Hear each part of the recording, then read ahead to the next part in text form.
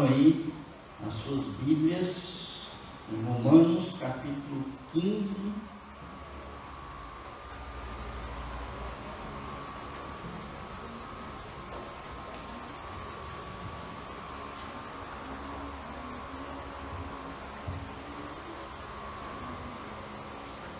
Irmãos, nós estamos chegando ao fim dessa exposição no livro de Romanos.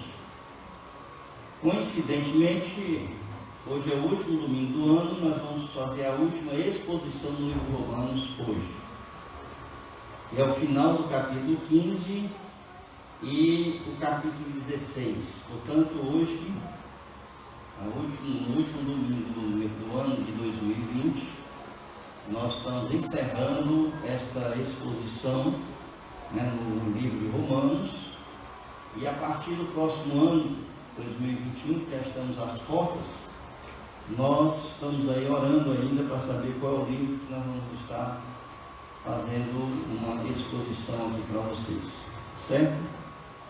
Então hoje nós vamos terminar o capítulo 15 e o capítulo 16 da carta de Paulo aos Romanos.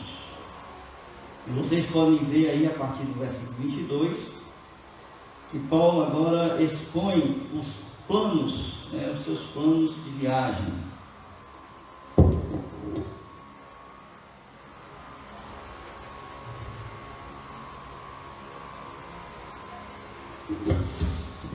A partir do versículo de número 22, Paulo está expondo aí os seus planos de viagem.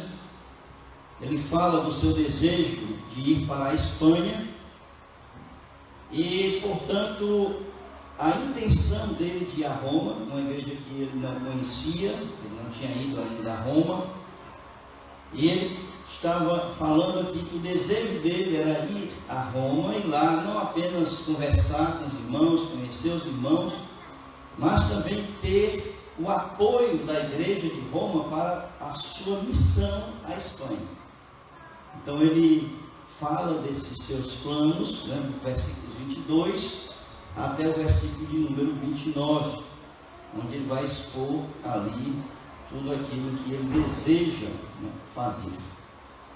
E a partir do versículo de número 30, do capítulo 15, ele então começa a falar da sua ida para Jerusalém. Ele está levando ali uma oferta para Jerusalém, que a gente já comentou aqui, a oferta dos gentios da Macedônia, as igrejas da Macedônia, onde ele coletou ali algumas ofertas para a igreja em Jerusalém, que estava passando por grandes necessidades. E ele então vai terminar essa carta. Ele faz um pedido de intercessão pela sua viagem a Jerusalém. Nós vamos falar um pouco sobre isso hoje à noite. Depois ele faz uma recomendação. No capítulo 16 ele começa recomendando Febe, e nós vamos também comentar um pouco sobre essa apresentação de Febe, essa recomendação. Depois ele faz as saudações pessoais, a partir do versículo 3 do capítulo 16 até o versículo número 16. Depois ele faz uma admoestação a falsos mestres que estavam ali na igreja, do versículo 17 ao versículo 20 do capítulo 16, e conclui ali, faz o seu epílogo dos versículos 21 ao versículo número 27. Eu quero começar então lendo com vocês, no capítulo 15, a partir do versículo 30, nós vamos ler e vamos comentando parte a parte, fazendo essa exposição por partes, para que a gente possa concluir esse livro, seguindo aqui o pensamento do apóstolo. Então, capítulo 15, versículos 30 até o versículo de número 33, diz o seguinte: Rogo-vos, pois, irmãos, por nosso Senhor Jesus Cristo, e também pelo amor do Espírito, que luteis juntamente comigo nas orações a Deus a meu favor, para que eu me veja livre dos rebeldes que vivem na Judéia, e que este meu serviço em Jerusalém seja bem aceito pelos santos, a fim de que, ao visitar-vos pela vontade de Deus, chegue à vossa presença com alegria e possa recrear-me convosco. E o Deus da paz seja com todos vós. Amém. Então ele conclui aqui, o capítulo 15, ele faz um pedido de oração à igreja, que nós chamamos esse tipo de oração como de intercessão. Paulo sabia que ao chegar em Jerusalém ele iria enfrentar grandes dificuldades, principalmente por parte dos judeus não convertidos. E ele tinha receio não apenas do embate que ele ia ter com esses judeus não convertidos, mas também de que a oferta que ele estava levando pudesse não ser aceita pela igreja em Jerusalém, principalmente pela ação de oposição desses judeus não convertidos, que poderiam estar influenciando judeus convertidos ali na igreja. E ali, portanto, nós temos algumas questões que Paulo levanta ao longo das suas cartas, que os fatores que faziam com que houvesse esse embate entre os judeus não convertidos e Paulo eram fatores que falavam sobre eles consideravam que a pregação de Paulo, a mensagem da cruz do evangelho, do cristianismo, era um escândalo para os judeus. Por que um escândalo? Porque eles não poderiam aceitar um Messias, um Cristo crucificado. Isso era uma humilhação para os judeus, né, no que diz respeito ao conceito que eles tinham do Cristo, né, e do Cristo que eles esperavam vir. Portanto, era uma maldição de Deus. Depois eles acreditavam que Paulo também afrontava Moisés, ou seja, afrontava a lei, porque Paulo pregava que com o evangelho era o fim da lei, a Torá havia, portanto, tinha chegado a seu fim, e a partir dali eles eram livres no evangelho em Cristo Jesus, e eles, portanto, entendiam que Paulo estava afrontando a lei de Moisés. Um outro fator também de oposição muito forte era a questão do ciúme, porque Paulo conseguia fazer com que aquelas pessoas que eram tementes a Deus se convertessem ali ao evangelho. Portanto, esse crescimento que acontecia, esse sucesso de Paulo do evangelho agravou muito o problema por causa do ciúme que eles passaram a sentir. E por fim, os judeus também, eles podiam influenciar negativamente a oferta vinda dos gentios, porque eles diziam que os gentios não eram circuncidados, e portanto, por não serem circuncidados, a oferta era imunda, era suja, e a igreja, portanto, pelo menos os judeus convertidos, não deviam aceitar essa oferta que vinha dos gentios. Então, por esses fatores, é que Paulo começou então a pedir a intercessão da igreja em Roma para a sua viagem ali a Jerusalém, para que tudo pudesse acontecer com sucesso, que a oferta chegasse ali à igreja, que fosse aceito, que fosse tudo em paz nessa sua viagem ali a Jerusalém. E dentro desse texto, irmãos, que nós estamos vendo aqui, nós queremos pensar um pouco com os irmãos sobre a oração de intercessão. Alguns pontos que Paulo deixa, pelo menos, perceber desse texto, algumas características que nós devemos considerar quando nós estamos em intercessão, né, pela igreja ou por algum membro da nossa igreja. Primeiro, a gente tem que entender esse conceito de intercessão. E o conceito de intercessão é uma intervenção, quando você intervém em favor de alguém. Só que a oração de intercessão é uma intervenção espiritual, é uma intervenção em oração, por alguém que está precisando ou necessitando de um reforço nas orações para algo ou alguma necessidade que está sendo colocada diante de Deus. Portanto, a gente entende que dentro desse conceito de intercessão, nós estamos ali lutando junto com a pessoa para que a pessoa possa alcançar aquilo que está pedindo ser alcançado. Alguns estudiosos, eles entendem que, em certo sentido, a intercessão na oração, ela pode implicar ainda numa atitude de conexão. Ou seja, quando duas pessoas estão em concordância ou em comunhão com aquilo pelo qual a pessoa está orando ou intercedendo. Então entendam que a intercessão, ela exige comunhão, ela exige conexão, ela exige uma empatia entre a pessoa que está necessitada e a pessoa que está intercedendo.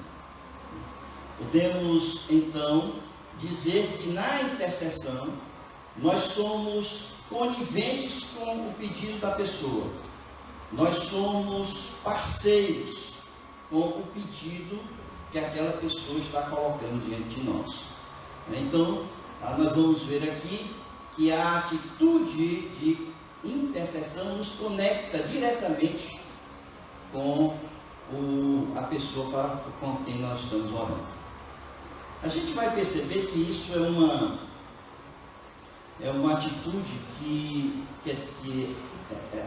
algumas pessoas na Bíblia deixam bem claro isso. Essa conexão, vamos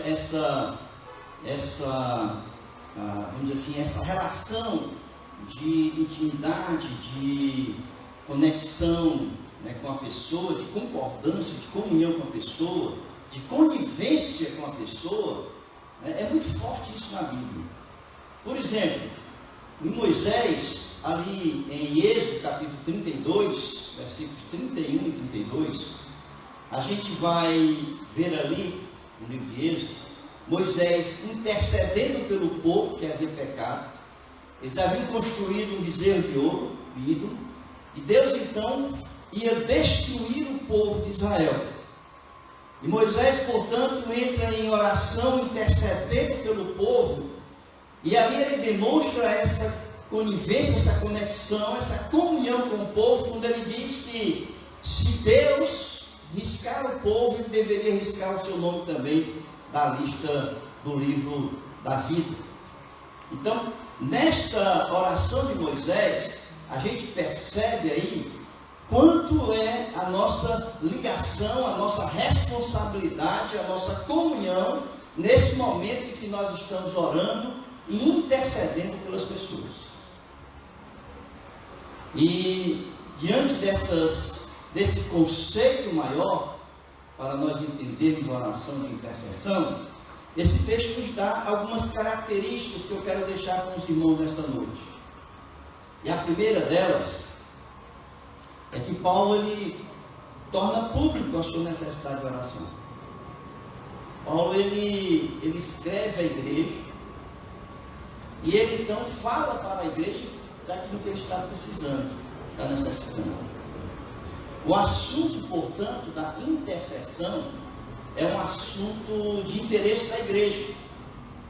Quando nós pensamos em igreja, nós não podemos pensar em 2 ou 3 pessoas ou em grupos específicos da igreja.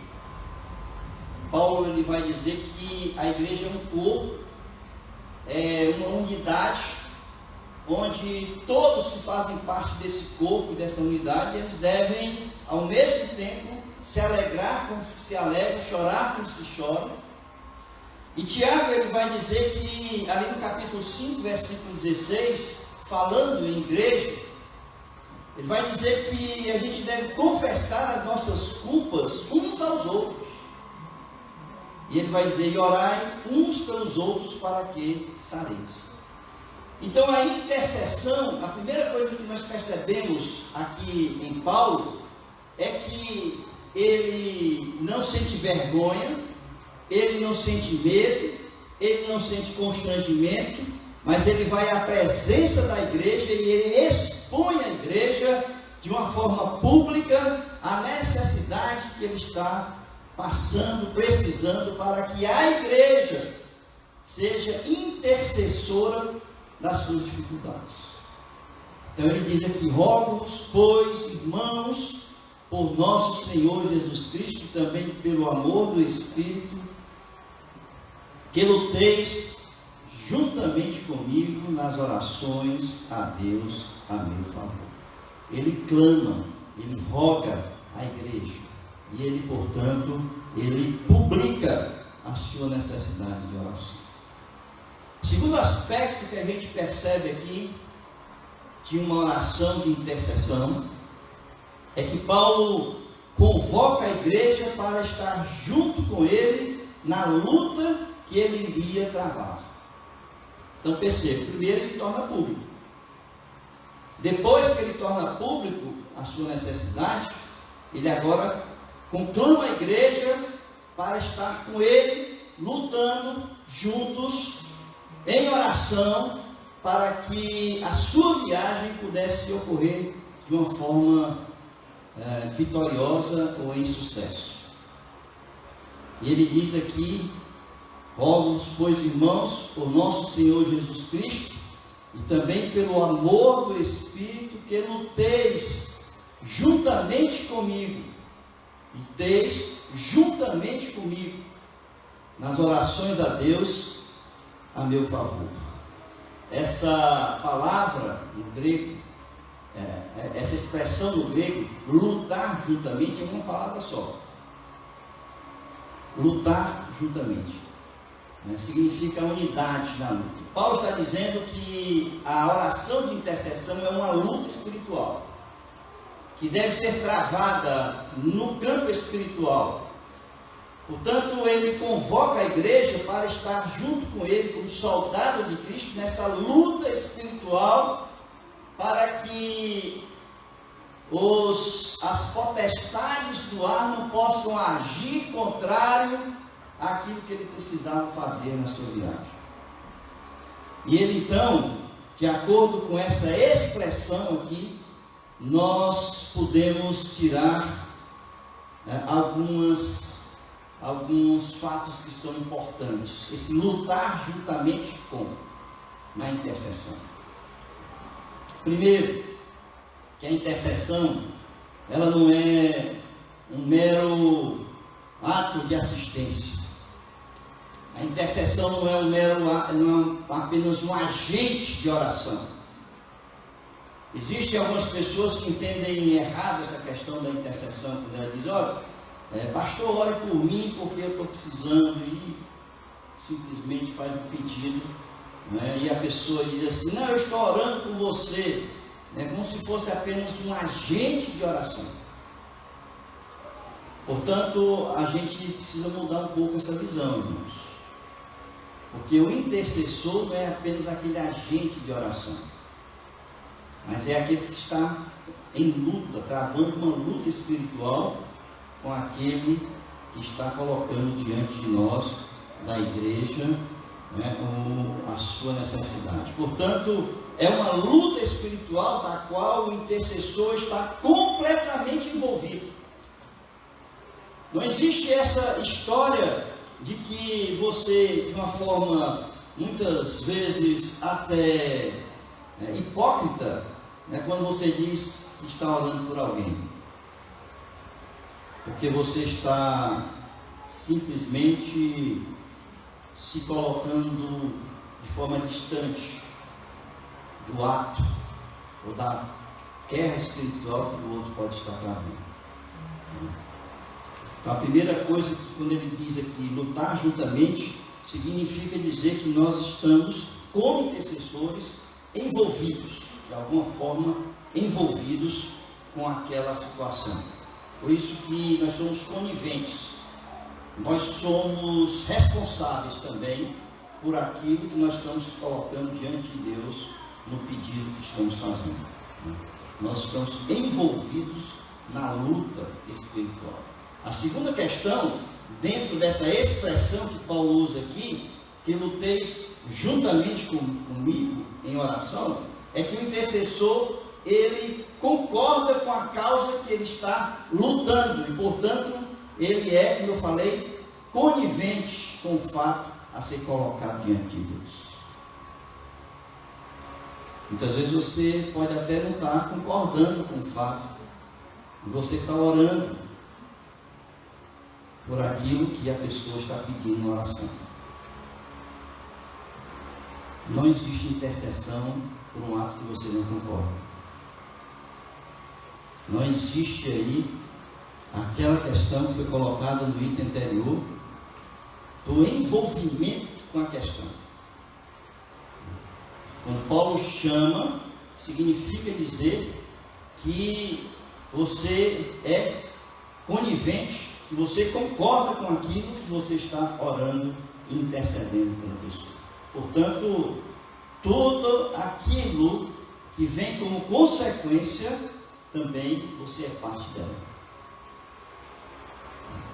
Como aí um intercessor. Você está colocando diante de Deus uma causa. E uma causa que você está colocando, você tem que concordar com ela. Porque senão, você não é intercessor. Já me pediram algumas pessoas para interceder por algumas causas que eu não concordava no aspecto bíblico.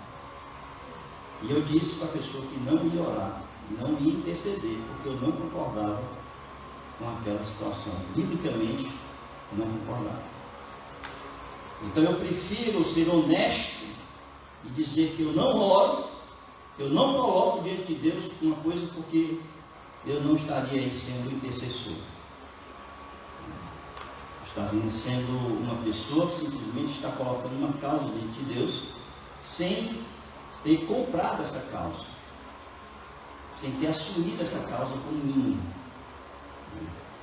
Então, se você é um intercessor, jamais assuma algo diante de Deus que você não concorda, só porque você gosta da pessoa, ou porque a pessoa está pedindo que você o faça.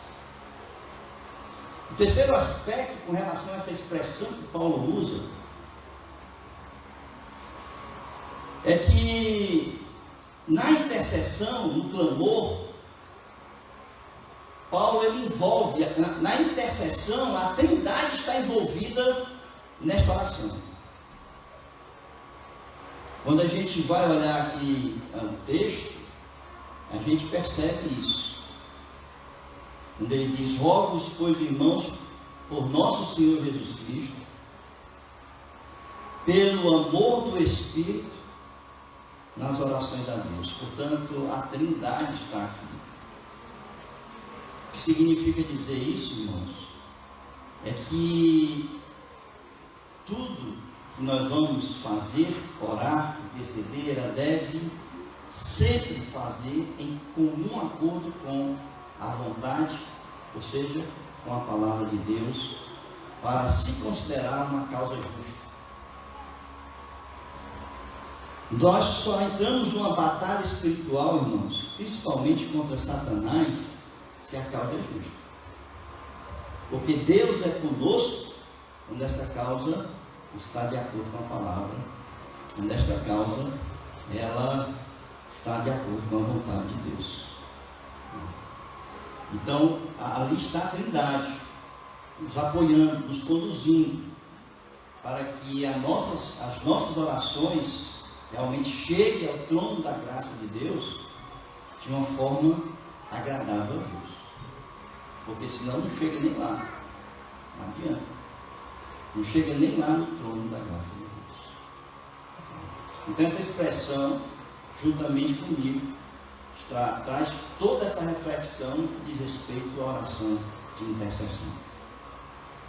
O terceiro aspecto sobre a oração de intercessão que esse texto nos deixa aqui é que a causa pela qual nós estamos orando, ela deve estar clara, ela deve estar bem definida, para que a gente possa realmente saber exatamente por aquilo que nós estamos orando.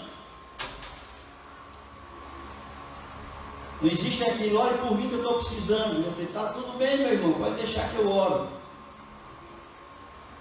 Não existe isso.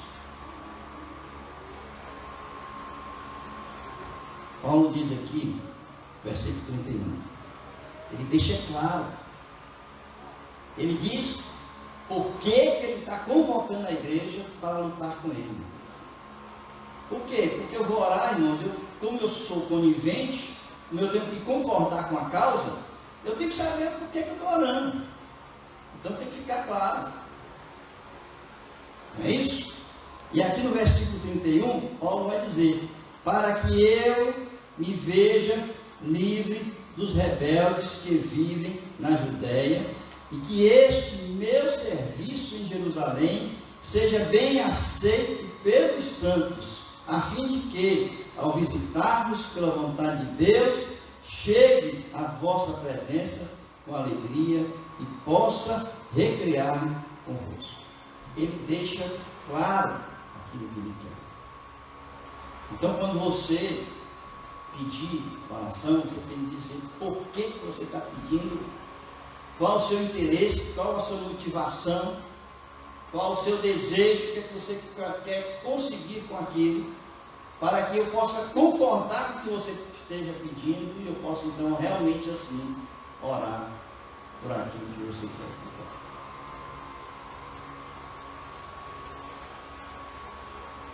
O quarto e último aspecto da oração de intercessão, que a gente aprende com esse texto aqui, é que após a vitória concedida pelo Deus da paz, interessante esse termo aqui, porque ele vai para a luta, ele vai travar uma luta, ele chama, convoca o povo para lutar juntamente com ele. Então ele diz aqui: o Deus da paz, o Deus que nos dá a paz, né, que transcende todo o entendimento, mas que nos concede a paz, mesmo diante das batalhas espirituais que nós travamos. E ele então diz que após a vitória, ele quer dividir essa vitória com aqueles que estavam com ele. Por isso aqui no versículo número 33, ele diz aqui, aliás, 32, ele diz aqui: a fim de que ao visitar-vos pela vontade de Deus, chegue à vossa presença com alegria e possa recrear-me convosco. Então veja, irmãos, ele não vai comemorar sozinho, ele não vai festejar sozinho, ele não vai festejar com outras pessoas, mas ele vai festejar com aqueles que estiveram de joelho com ele, lutando ali em oração, espiritualmente, por aquela causa que estava sendo colocada diante de Deus. Ele quer recriar, ele quer festejar, ele quer comemorar, mas ele quer fazer isso com a igreja, porque ele convocou a igreja para orar com ele. Essas são características básicas, fundamentais, quando nós nos colocamos no papel de intercessor. Depois que ele então pede a intercessão da igreja, e ele coloca todos esses detalhes, ele vai fazer uma apresentação de uma pessoa chamada Febe, capítulo 16, versículos 1 e 2.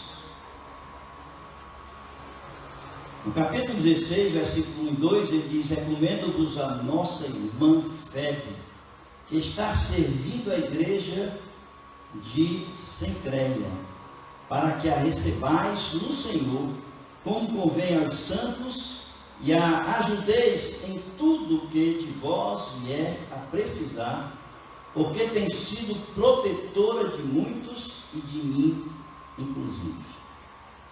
Interessante, irmãos, que às vezes a gente chega num texto bíblico desse e a gente não percebe alguns detalhes que são importantes. Um texto que só faz a apresentação de pessoas, fulano, beltrano, cicrano, a gente vai lendo, vai passando, a gente não percebe tantas coisas importantes que a gente pode tirar como lição para nós. Essa pessoa chamada Febe, ela foi na verdade a portadora da carta de Paulo à igreja em Roma. Ela era uma serva do Senhor em Corinto. Cencreia é um porto que fica ao sul de Corinto, portanto ela fazia parte da igreja ali em Corinto. E o texto diz aqui que ela era uma serva do Senhor. E isso nos chama a algumas características dessa apresentação de Paulo. E a primeira característica é que, na verdade, Febe era uma mulher. Você diz assim, ó, que característica é essa? É porque existem muitos irmãos crentes, existem muitas igrejas, denominações, que discriminam as mulheres na igreja. Muitas delas até excluem as mulheres da igreja. Algumas dizem que mulher não pode falar na igreja, né? Que mulher tem que ficar calada, que mulher não tem que exercer nenhum ministério na igreja, que não tem que exercer nada na igreja. E Paulo aqui está quebrando com essas aberrações que nós encontramos por aí. E ele está dizendo que aqui não deve haver nenhuma discriminação em relação à mulher na igreja. Ele está valorizando a mulher na igreja. Irmãos, essa talvez seja uma das cartas mais importantes de Paulo. É a carta que traz toda a sua teologia. Nós vimos isso, capítulo 1 até o capítulo número 11 de Romanos. É um tratado teológico. E ele, nada mais, nada menos, confiou esta carta a uma mulher. O que significa dizer que ele está valorizando o papel da mulher, a importância da mulher, como pessoa também responsável na obra do Senhor. A primeira coisa que a gente aprende aqui é que a gente não deve discriminar. Pelo contrário, a gente tem que valorizar a mulher nos ministérios dentro da igreja. Paulo incumbiu Febe de ser portadora de uma das cartas mais importantes, o que demonstra a sua total confiança na sua pessoa. A segunda coisa que nós aprendemos aqui, irmãos, nessa apresentação de Febe, é que ela é uma mulher que Paulo a considerou como importante, e não apenas isso, era uma mulher que estava completamente envolvida na obra do Senhor, na igreja da qual ela fazia parte. Quando ele diz aqui que está servindo na igreja, portanto, uma pessoa que estava ativa, em total responsabilidade, papel de algum ministério que ela ali desenvolvia na igreja. Em terceiro lugar nessa apresentação, é que Febe, ela não apenas servia na igreja, mas ela tinha um papel importante na igreja. Vejam aqui que Paulo diz: para que a recebais no Senhor, como convém aos santos, e ajudeis em tudo que for preciso, porque tem sido protetora de muitos e de mim inclusive. Ela não apenas servia na igreja, mas era aquela pessoa na igreja que protegia pessoas quando estas estavam em situação de risco ou perigo. A palavra aqui, utilizada por Paulo, essa palavra protetora é guardiã, está no feminino, é a guardiã feminina, tá? Então o sentido aqui é tanto no aspecto de guardiã, de guardar, de proteger, de cuidar, mas também o aspecto financeiro. Eu entendo aqui que ela ajudou Paulo muitas vezes financeiramente no seu ministério. Então Febe tinha uma importância muito grande ali na igreja de Corinto. E em quarto, aqui na apresentação, que a gente aprende aqui, é o dever da igreja para com aqueles que servem com fidelidade ao Senhor. A igreja tem uma dívida com essas pessoas. E Paulo, então, quando faz a recomendação a Febe, ele diz: cuidai dela em tudo aquilo que ela for precisar, que vocês possam conceder a ela. Vejam o versículo 2: para que a recebais no Senhor, como convém aos santos, e a ajudeis em tudo que de vós vier a precisar. Portanto, uma dívida que nós temos com todas aquelas pessoas que se entregam, que se dedicam, que servem no Senhor, na igreja, nós temos uma dívida para com essas pessoas.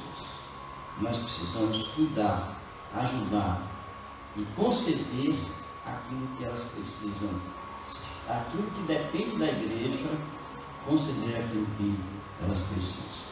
Portanto, eis aí algumas lições que nós aprendemos com a apresentação de fé. Depois, irmãos, ele vai fazer uma série de saudações.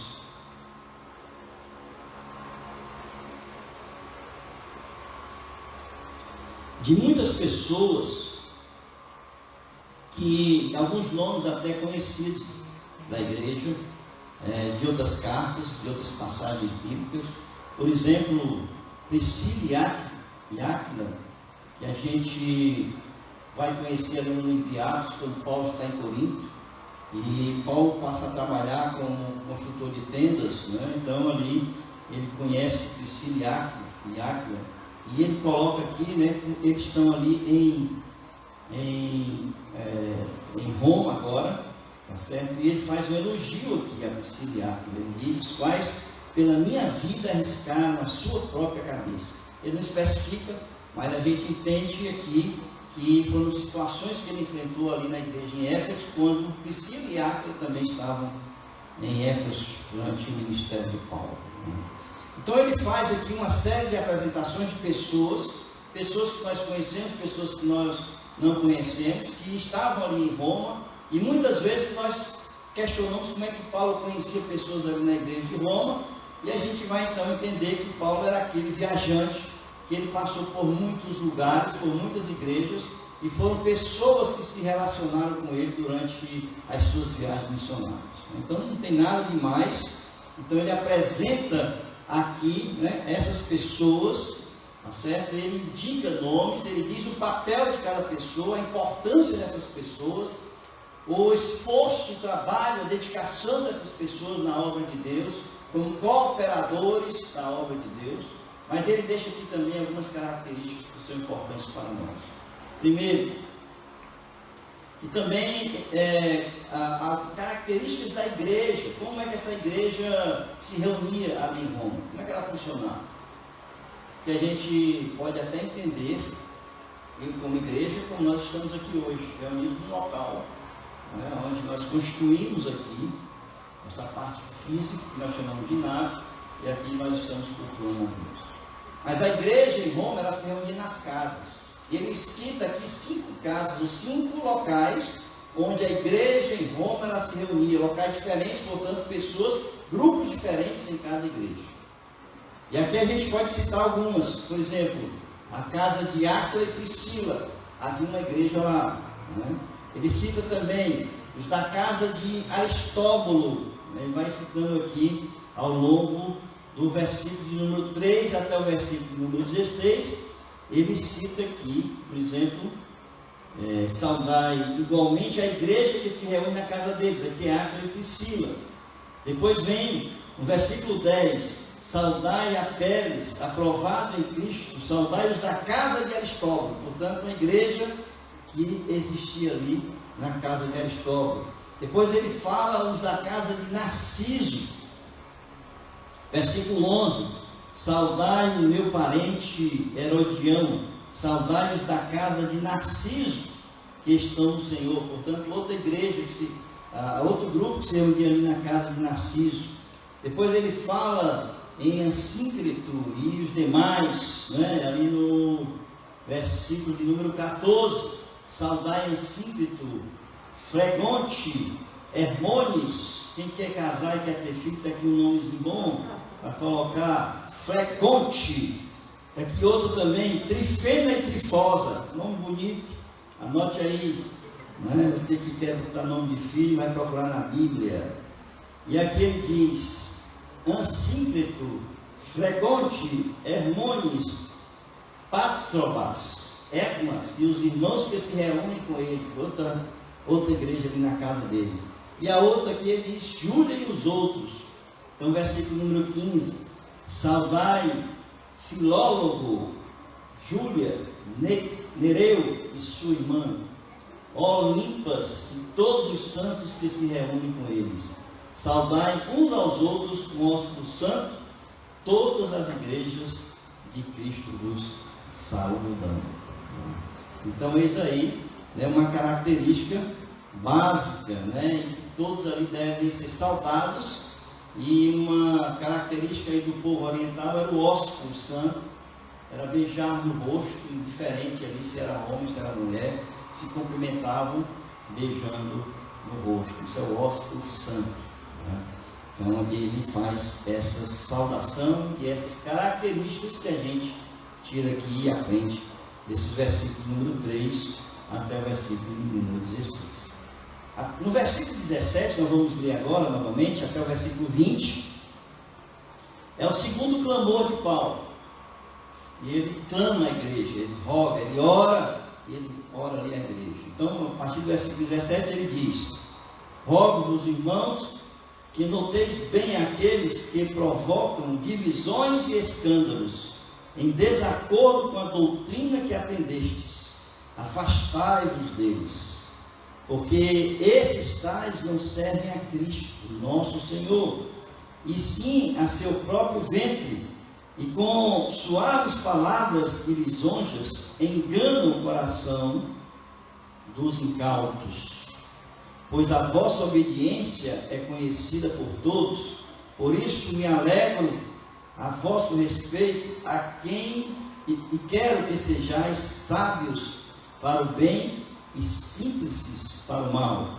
E o Deus da paz, aqui ele volta a falar novamente esse conceito, em breve, porque ele está falando de escolha na igreja, ele volta a citar o Deus da paz.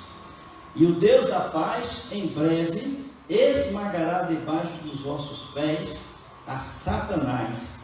A graça de nosso Senhor Jesus seja convosco. Portanto, aqui novamente Paulo roga aos irmãos que noteis bem aqueles que provocam divisões e escândalos. Noteis bem, está observando, para que a gente não venha cair na cilada dessas pessoas, né? E aqui, basicamente, essa palavra divisão que Paulo está usando aqui, significa quando a pessoa causa duas posições. É por isso que ele fala na doutrina. A palavra divisão significa duas posições. Então o apóstolo Paulo roga aos irmãos que prestem bem atenção àquelas pessoas na igreja que estão provocando divisão por estarem ensinando diferentemente daquela doutrina que ele havia ensinado na igreja. Porque a igreja havia aprendido com os apóstolos, porque haviam aprendido o evangelho anteriormente. São pessoas que pregam, que ensinam diferente daquele ensinamento que está sendo dado na igreja. Quando o líder da igreja, o pastor da igreja ensina a igreja, e alguém da igreja ensina a esta igreja, ou a pessoa dessa igreja, diferente daquilo que o pastor da igreja, ele está causando divisão na igreja. A pessoa está causando divisão na igreja. Esta é a palavra que Paulo está usando aqui para esse momento, e destas pessoas que ele está citando, desta igreja que ele está aqui citando, existiam pessoas, e a gente percebe que em Roma existiam judeus também convertidos, que pregavam, por exemplo, a questão da circuncisão, né, que estavam ensinando um evangelho diferente daquele que havia sido ensinado. Então a gente precisa ter muito cuidado, a gente aprende algumas coisas com isso. Quando Paulo está falando isso, ele fala de pessoas que estão dividindo a igreja, e ele fala em escândalo, né? O texto diz que eles provocam divisões, ou seja, uma dupla posição doutrinária.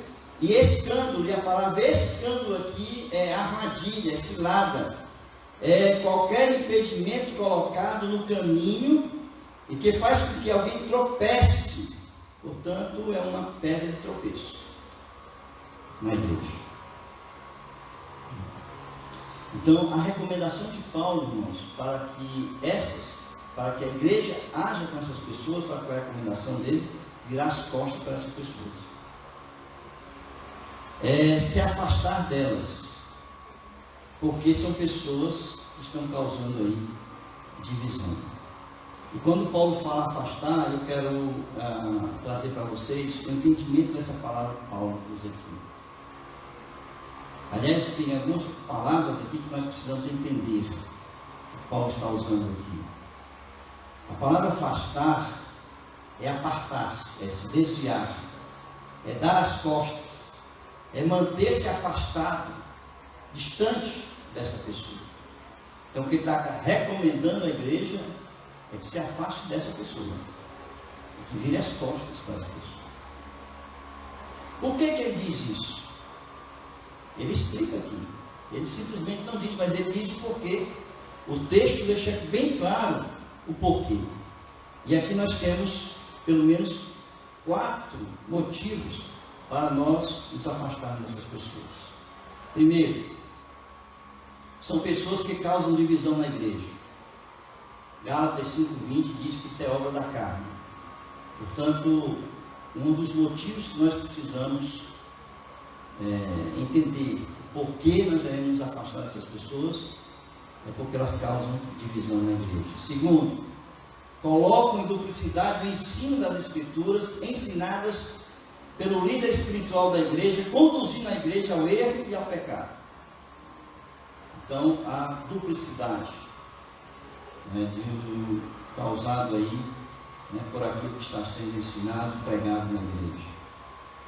O ensino aqui referido por Paulo foi o evangelho recebido pela igreja, que outras pessoas, não foi Paulo que plantou essa igreja, mas de outras pessoas que haviam ali passado na igreja.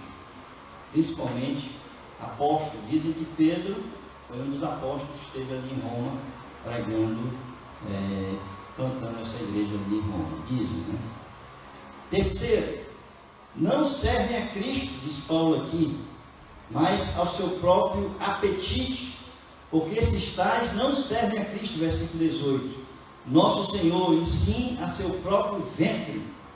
Então, o terceiro motivo é que eles não servem a Cristo, mas servem ao seu próprio apetite, ao seu próprio desejo, às suas intenções, às suas motivações, que muitas vezes nós não conseguimos perceber quais são elas. Há motivações diversas no coração de quem provoca divisão doutrinária na igreja. E uma delas é que ela seja bem quista, bem aceita por essas pessoas pelas quais ela está levando a dubiedade ou a duplicidade dos ensinos na igreja. Quarto, persuadem os cristãos por meio de palavras agradáveis e lisonjas. Irmãos, olha, aqui nesse texto diz: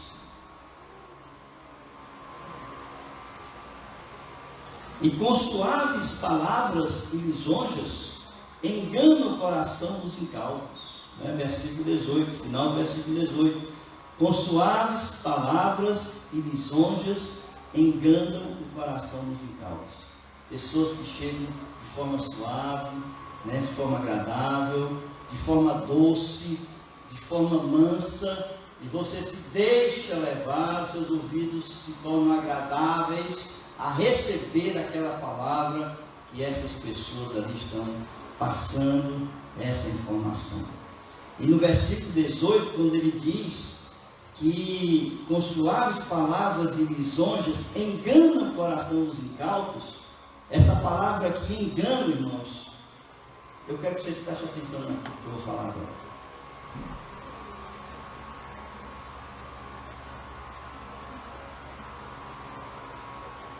A palavra aqui, enganar, que é iludir, é a mesma palavra usada para Satanás em Gênesis capítulo 3, versículo 3. A mesma palavra usada ali, que foi traduzida na Septuaginta, a mesma palavra usada para Satanás em Gênesis capítulo 3, versículo 13, conforme está também em Romanos capítulo 7, versículo 11. Portanto, esse engano, ele é inspirado pelo próprio Satanás. Paulo está dizendo aqui, irmãos, que a pessoa que provoca isso, ou que faz isso, ela está sendo induzida, conduzida, inspirada pelo próprio Satanás. É isso que Paulo está dizendo.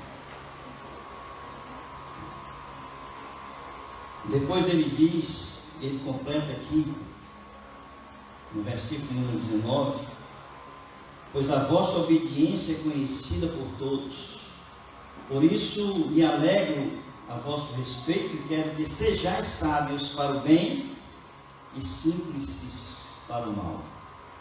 E aqui está claro os dois caminhos que Deus coloca diante de nós. Em Deuteronômio capítulo 30, versículo 15 a 20, quando ele fala aqui, Paulo está dizendo, sejais sábios para o bem e simples para o mal, está bem claro aqui dois caminhos que estão na nossa frente. Dois caminhos que Deus coloca diante dos cristãos. O caminho da obediência, portanto, da bênção, e o caminho da desobediência, portanto, da maldição. Aqueles que seguem a sã doutrina e aqueles que desobedecem seguindo o conselho daqueles que são inspirados por Satanás. Em Deuteronômio 30, 15 a 20 diz: vê que propõe hoje a vida e o bem, a morte e o mal. Se guardares o mandamento que hoje te ordeno, que ames o Senhor teu Deus, andes nos seus caminhos e guardes os seus mandamentos e os seus estatutos e os seus juízos, então viverás e te multiplicarás, e o Senhor teu Deus te abençoará na terra a qual passas para possuí-la. Porém, se o teu coração, preste atenção nesse versículo aqui, Deuteronômio 30, versículo 17. Porém, se o teu coração se desviar e não quiseres dar ouvidos, e olha aqui o que ele diz, e fores seduzido e te inclinares a outros deuses e servires, então hoje te declaro que certamente perecerás, não permanecerás longo tempo na terra a qual vais passando o Jordão para possuí-los. Os céus e a terra tomo hoje como testemunhos contra ti, que te propus a vida e a morte, a bênção e a maldição. Escolhe, pois, a vida para que vivas tu e a tua descendência, amando o Senhor teu Deus, dando ouvidos à sua voz e apegando-se a Ele, pois disto depende a tua vida e a tua longevidade, para que habites na terra que o Senhor, sob juramento, prometeu dar a teus pais, Abraão, Isaque e Jacó. Portanto, queridos, essa é uma escolha que nós fazemos todos os dias, todos os momentos da nossa vida. Vida ou morte, está dentro de nós. A escolha é nossa, o livre-arbítrio que Deus coloca diante do homem, e a escolha é dele. A escolha da obediência, portanto, da bênção, da desobediência, portanto, da maldição. E aqui ele inclui até a descendência. Finalmente, concluindo aqui o capítulo número 16, Paulo, ele fecha com a saudação final e o epílogo. E ele faz uma saudação daqueles com quem ele tem andado ao longo do seu ministério, que ele cita, por exemplo, Timóteo, que era cooperador dele, Lúcio, Jason, versículo 21 em diante, né? Meus parentes, quando ele cita parentes aqui, irmão, significa dizer parentes consanguíneos, são judeus, tá? Convertidos. Esses são os parentes que ele está citando aqui. E Eutércio, o que escreveu, né? A carta, esta epístola vos saúde do Senhor. E essa parte aqui a gente entende que não se faz ministério sozinho. Aquela ditado que diz que andorinha só não faz verão, né? E a igreja gosta muitas vezes de jogar toda a responsabilidade sobre o pastor, mas aqui está claro que ministério não se faz só. Existem aqueles que são cooperadores né, que cooperam com o pastor da igreja. Então, aqui Paulo cita muitos deles, tá certo? Que foram seus cooperadores. Nós não encontramos em nenhuma viagem missionária de Paulo sozinho. Todos eles ele estava acompanhado, seja de Lucas, Timóteo, Tito, né? E aí vai tantos outros que estavam ali com Paulo. Então são cooperadores da obra com Paulo, na obra do Senhor com Paulo, né? E ele então fecha finalmente a sua doxologia, que ele diz que é aquele que é poderoso para vos confirmar segundo o meu evangelho e a pregação de Jesus Cristo conforme a revelação do mistério guardado em silêncio nos tempos eternos. Então ele aqui projeta o futuro, é uma palavra apocalíptica, né, quando ele fala da revelação de um mistério que estava no Antigo Testamento, que era exatamente o evangelho chegar aos gentios se tornarem povo de Deus, que vão adorar o Senhor, povos de todas as nações iriam adorar o Senhor. Esse mistério foi entregue a Paulo, que Paulo revelou como aquele que era o apóstolo dos gentios, e ele então ali vai fazer uma projeção apocalíptica a partir do versículo 26, que ele diz: agora se tornou manifesto e foi dado a conhecer por meio das escrituras proféticas, segundo o mandamento de Deus eterno, para a obediência por fé entre todas as nações. Ao Deus único, sábio, seja dado glória por meio de Jesus Cristo, pelos séculos dos séculos. Amém. Amém, queridos? Esta é a carta de Paulo, uma carta rica,